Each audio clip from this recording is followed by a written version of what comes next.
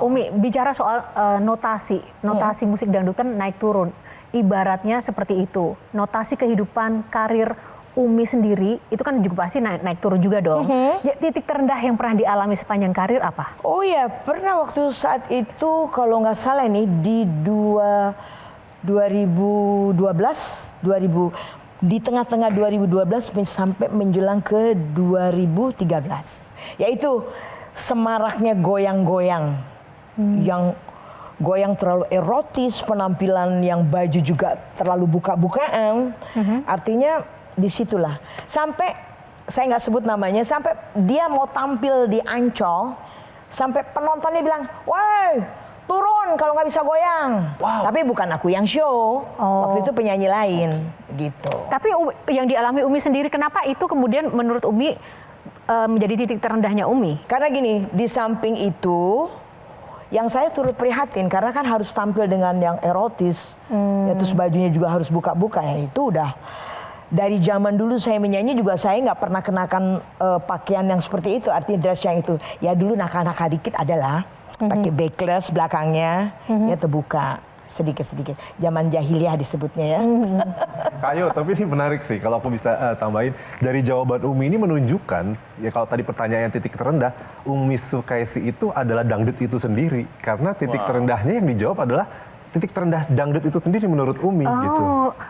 Umi Elvi Sukaisi adalah dangdut Definisi itu dari dangdut itu sendiri gitu. Dangdut ketika dipersonifikasikan ini bentuknya. Betul. Kemarin kita juga ngelihat gitu ya, Umi gimana duet sama kolaborasi sama legenda ska Tokyo, Jepang gitu ya, Tokyo Ska Paradise, dan Umi sempat mendangdutkan Jepang. Lagu-lagu Umi diputar di TV nasional di sana dan begitu populer. Nah, cerita itu mungkin sekarang nggak banyak yang tahu. Bisa diceritakan gimana sih dulu ketika saya pertama ini mereka minta supaya dari Indonesia nih apa? Keroncong dan dangdut. Pokoknya udah 29 tahun yang lalu dengan Sky Paradise tuh. Iya. 96 ya? Saya show di sana dengan grup Mahkota. Waktu ada mendiang masih ada suami, ya kan? Sempat pertama saya bawa Fitria masih lagi apa? Lagi hitnya Jaipong. Jaipongan. Jadi Tria ngisi Jaipongan. Kedua, saya kalau nggak salah 4 kali ya ke sana.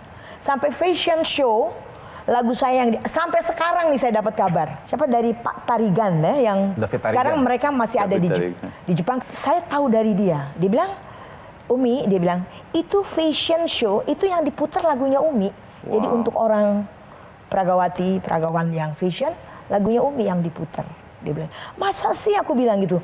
"Masya Allah, tabarakallah, alhamdulillah." Jalannya gimana ya kalau kalau fashion show lagu dangdut itu gimana ya? Jalannya gimana itu? Saya waktu itu merasa tersanjung banget. Saya tampil sendiri dengan Mini Swan, ya. Itu lagu waktu itu, "Jangan kau pergi, jangan kau pergi, jangan tinggalkan diriku." Itu di simpang jalan dan rintik hujan, engkau berlari dariku. Judul lagunya Ko Ina Fuga. Lagu Jepang. Yang waktu saya nyanyikan itu udah tercipta 20 tahun yang lalu. Penciptanya adalah saya nyanyi di Gubah.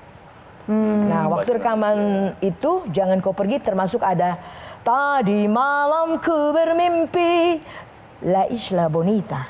Oh, lagunya Madonna. La Isla Bonita. Tapi aku dangdutnya.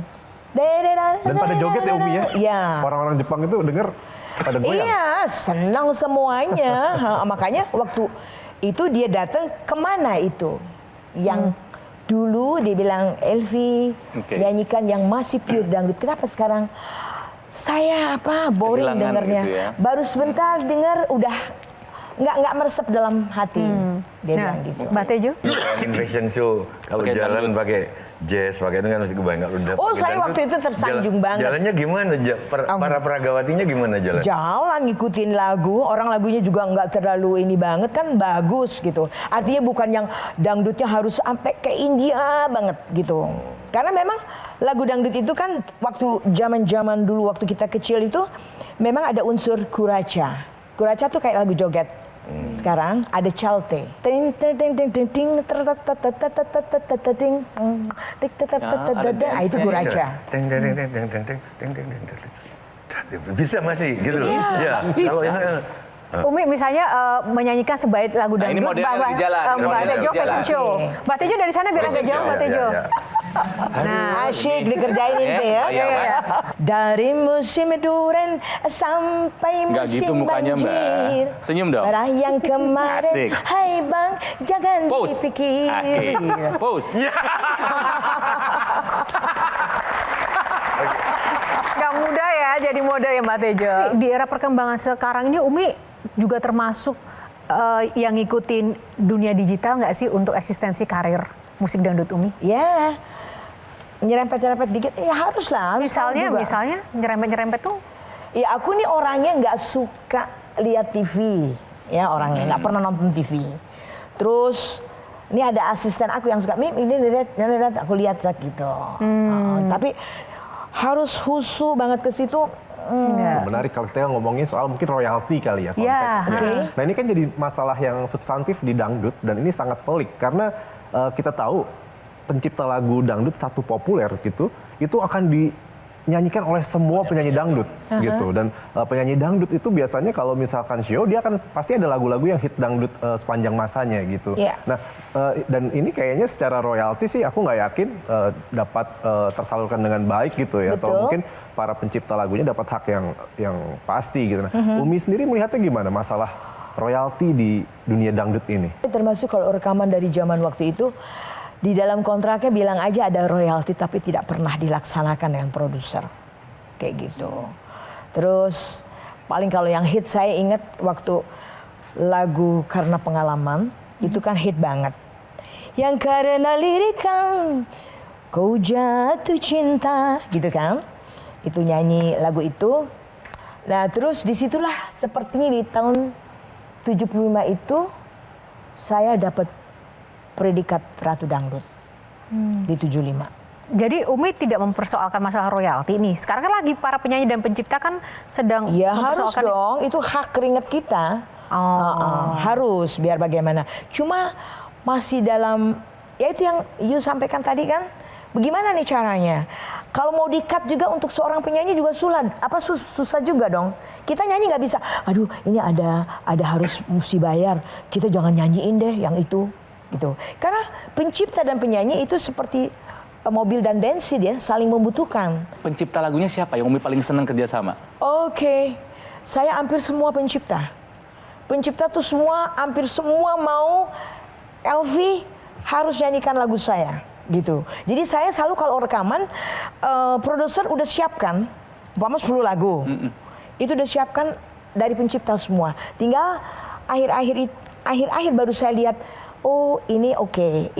Tapi terkadang ada satu pencipta yang dia sebetulnya belum mampu untuk pencipta dan nggak begitu bagus, tapi dia datang sama aku. Dia bilang, Mbak Elvi tolong, istri saya mau melahirkan. Ya Allah. Dia bilang, kalau Mbak Elvi bawa ini lagu, saya akan dibayar sama produser, yaitu untuk kepentingan. Tapi kalau aku ini, hampir semua lagu yang genit, yang ini, yang itu, segala macam, udah semuanya aku harus bawain gitu. Karena mereka tahu, dia bilang, udah deh, kalau agak ini jadi kayaknya sombong. Udah deh kalau udah dibawa ini gitu. Jadi ya itu. Kasusnya seperti itu. Jadi lebih ke Umi mencari pencipta lagu atau pencipta lagu nyari Umi sebetulnya? Pencipta mencari saya. Wah. Ya Allah, jadikan suamiku sayang kepada anak-anaknya semua. Dan jadikan aku istri yang selalu menyenangkan hatinya.